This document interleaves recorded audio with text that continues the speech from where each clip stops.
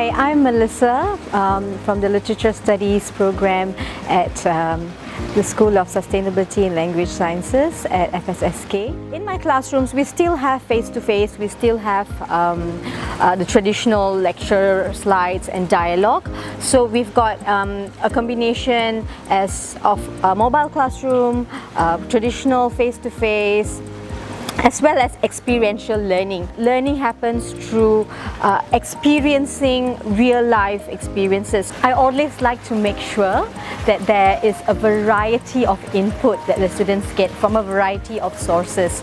I also incorporate elements in line with my multimodal approach, which include snippets and clips from videos, films, music videos, as well as songs, and even podcasts to reinforce the subject and whatever I am discussing with my students as well.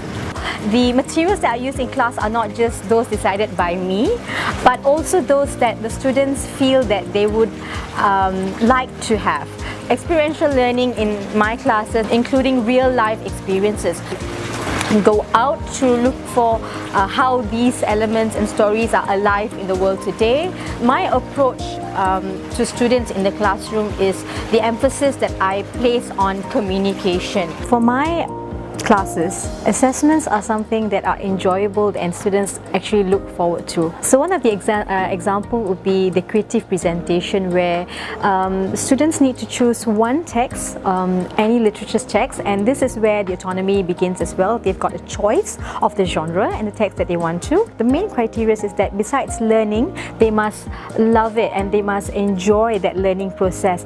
And lastly, most importantly, is that it builds confidence. What I feel one of the most all-comprising and holistic assessments that I bring to the classroom, which is the short film premiere in my literature and media class, or the short film project. We also create. So this is where students read and they consume the text, as well as now then they create it in a different form. So they look at written works of literature from the Malaysian writers, and they present it as a short film.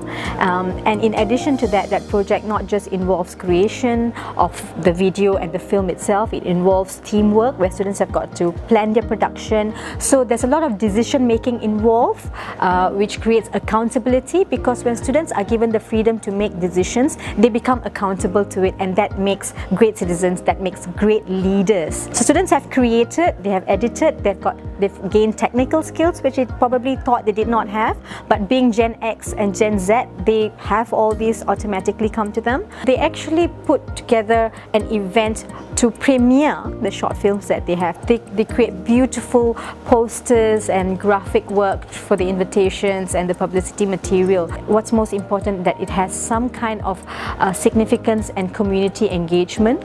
I always ask them to reflect and think about, how does me learning this help me be a better person, or how does this affect the society, what consequences does it have. So with the short film assessment, what students are doing is that they're creating, they're not just consuming, they're contributing to society, and they're pioneers in digitizing Malaysian literature, which is predominantly in the written form, but they're helping to take it to the next level, to change it to the visual and digital form, so that more Malaysians can enjoy the creative works of our writers. And my goal as an educator is to inspire, not just to fill the brains of students with facts and informations and jam-pack their minds, but to open it, as well as to inspire students to pursue and to want more for themselves, for their community, their families and their societies.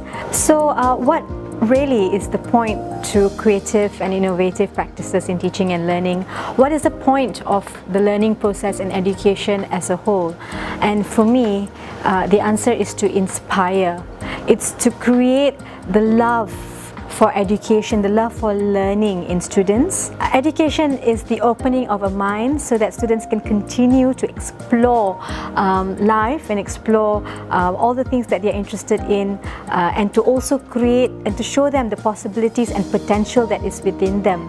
So for me, in my class, when students come up at the end of the class and tell me, you have opened up my mind, you have made me look at things and think of things in a way that I never used to, I feel that I have fulfilled the task that I have set out to be as an educator.